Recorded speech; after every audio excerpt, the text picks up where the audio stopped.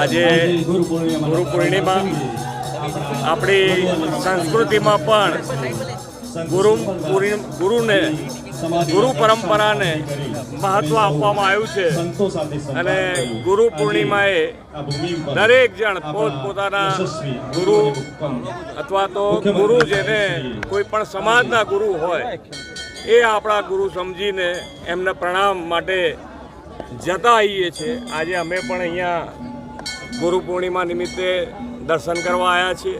આ ખૂબ મોટી આસ્થાનું કેન્દ્ર છે કે લોકો અંગ્રેજ વખતથી અહીંયા આગળ સંતો જેને કહેવાય કે પરીક્ષા આપી અને ઉત્તીર્ણ થયેલા ગુરુ છે, એટલે અમે પણ એમના ચરણોમાં શીશ ઝુકાયું છે અને ગુજરાતની સુખ શાંતિ અને સમૃદ્ધિ વધે એવી પ્રાર્થના।